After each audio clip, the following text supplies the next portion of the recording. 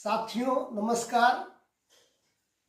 आजकल यूजीसी के समर्थन में सारा सवर्ण समाज अपनी अस्मिता, अपनी पहचान और अपने अस्तित्व को लेकर के एकजुट हो चुका है। ये बड़े हर्ष की बात है।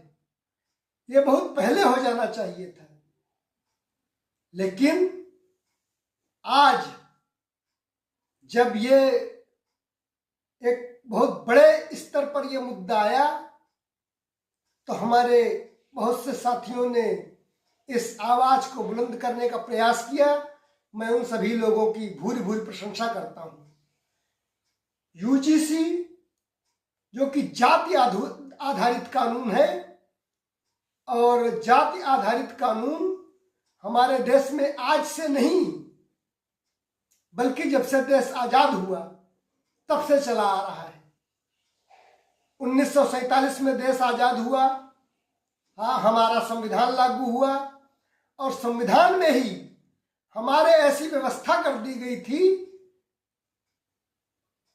कि देश में जो कानून बने वो जाति के आधार पर बने, और उसी का ये आज एक यूजीसी एक परिणाम है। तो ये जो यूजीसी का दैत्य निकल करके आया है, ये हमारे संविधान की देन है। मैंने संविधान के लिए कभी लिखा था, जब लिखा था तो बहुत से लोगों ने आपत्ति जताई, लेकिन मेरी बातों पर कहीं पर आपत्ति लगे तो आप लोग बता दीजिएगा।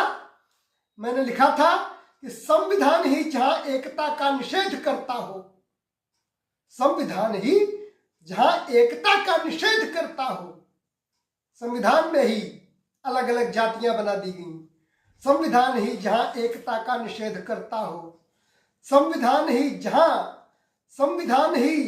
जाति पाति का विष मन में भरता हो, जहां आग से आग बुझाने का उपक्रम हो जारी, नफरत को मिटने हेतु हो नफरत की तैयारी, जहां जाति आधारित हो कानून बनाए जाते, उसके बाद एकता के हो स्वप्न सजाए जाते, राजनीति ही जब समाज में द्वेष भाव फैलाए, राजनीति ही बांटो राज करो की नीति सिखाए, यही तरीका तो इससे दयनीय और फिर क्या है, संविधान में और मनुस्मृति में फिर अंतर क्या है।